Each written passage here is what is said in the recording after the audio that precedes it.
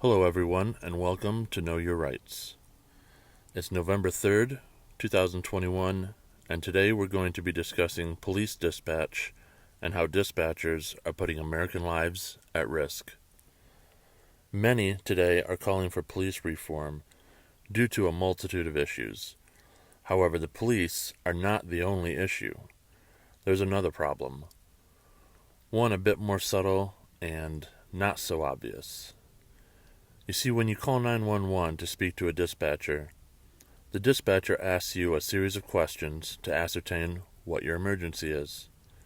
The dispatcher then relays the information to the police, who then respond to your location. Let's listen and watch. Someone pulled a gun on me. The guy asked for a cigarette. We told him he doesn't have a cigarette. He's drunk, and he pulled a gun out on us. So I disarmed him. Did he get shot? No, he didn't get shot. I hit a kick him in the face. But responding officers thought it was a fight involving a gun. We have a subject that's armed and an active 29 or a fight. The information the dispatcher relays to the police has the effect to change the course of events that happen when the police arrive on scene. The problem lies in the accuracy and validity of information relayed to the police. The information can sometimes wildly differ from the information you gave to the dispatcher. Police have a difficult job when responding to an emergency situation. Often when they arrive on scene, the only information they have is that given to them from dispatch. They have to then quickly assess the situation to ascertain who is in danger and who may be a bad actor. That's the job. It's not easy, and it can be made even worse when information from dispatch puts them in a frame of mind not congruent with the situation at hand. This information can put the innocent in danger from the police and potentially put the bad actor in a situation to do more damage, or worse, get let go completely. Here we have a study of a victim of a crime calling 911 for help.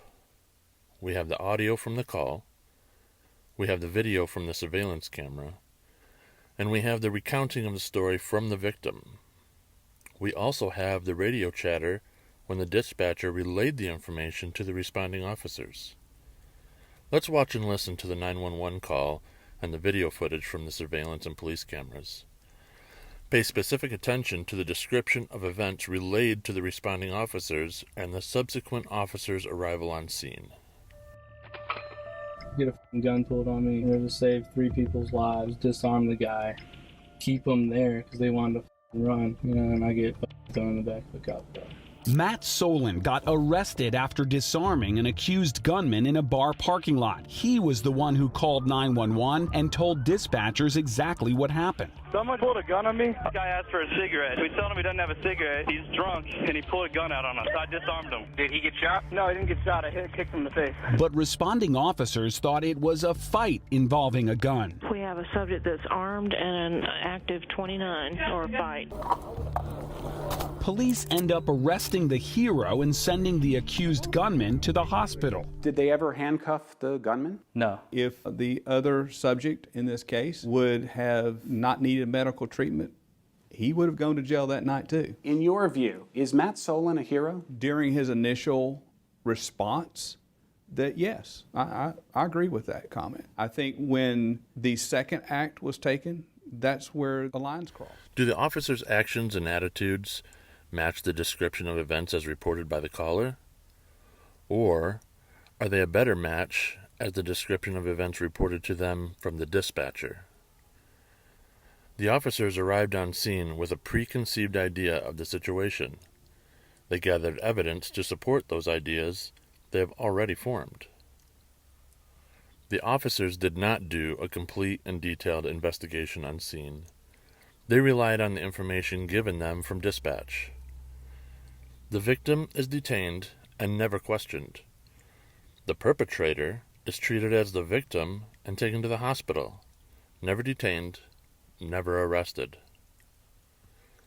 As alluded to in the interview at the end of the clip, there's more to the story. Not everything is cut and dry. Not all victims are 100% innocent. If you want to see the whole story, I'll put the link to this investigation in the description below. Whole story aside, I wanted to highlight here this pervasive problem. It's very important to be very specific when speaking to an emergency dispatcher. Be very clear about the situation that you are in, what your role is, and who may be the bad actor in the situation. As it turns out, the first person to call 911 gets to write the narrative. If you can maintain the presence of mind in the situation, ask the dispatcher to relay the information exactly as you have told it. A poor description could just well land you in cuffs. Amagansette Press has said the same thing several times over the years.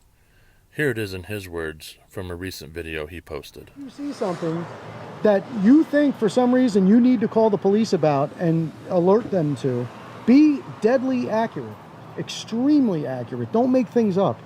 Because the other thing you got to think about is you are also putting the law enforcement officers that you're calling in jeopardy. If you're giving them bad information, they could be showing up hot to something, thinking there's something going on that's not, and wind up putting themselves in a bad situation.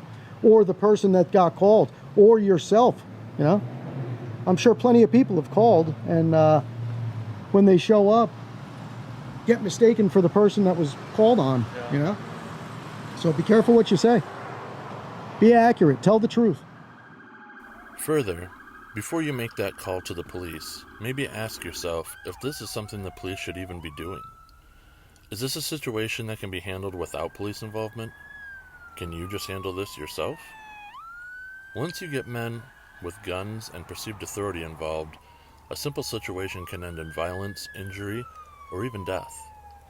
Someone's life is likely going to be changed for the worse. Charges will be filed, and arrests are almost a guarantee. Stop calling the police for everything. Start handling situations yourself. James Freeman has made this point over and over. Here it is in his words. I think the extreme scrutiny that you guys are always under is a good thing. Yeah. To some extent. Myself, I would want whoever's watching over us to be watched over. So, People need to learn to take care of themselves too, though. Like everybody wants to call the cops for everything. Yeah. And like neighborly disputes, and it's like, go over. You're human beings. Go talk to your neighbor. You know, like call us. We solve many problems. I'm enjoying seeing Democrat cities defund the police and them kill each other. Did I say that out loud? I'm for neither side. Yeah. So. No, it's an interesting time to be a police officer for sure. Yeah, just to be anything like this, to see the way things are going.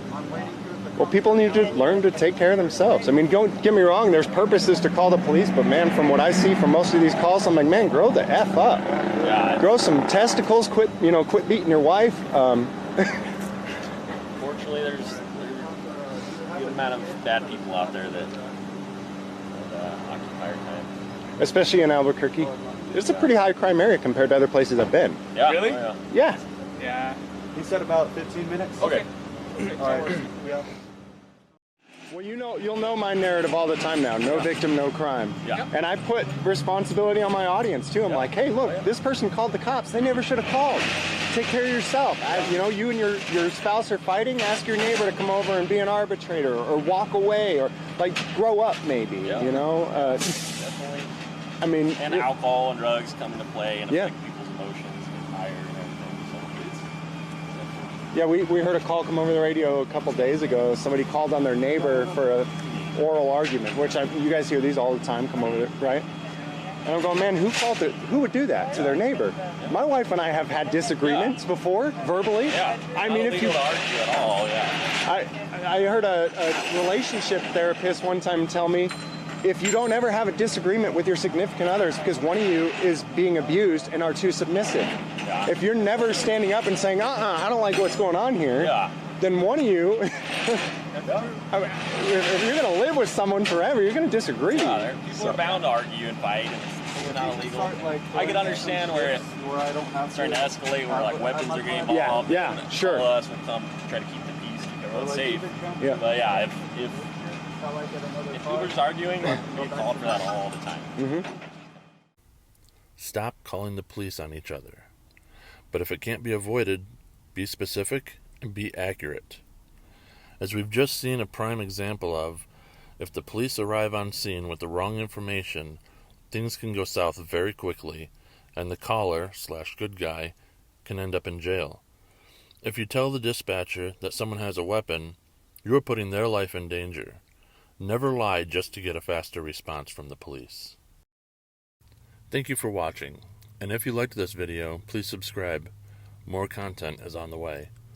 Also be sure to share this information with your family and friends and help keep everyone more informed. Hitting the like will help others find this video as well. And remember, if you don't know your rights, you don't have any.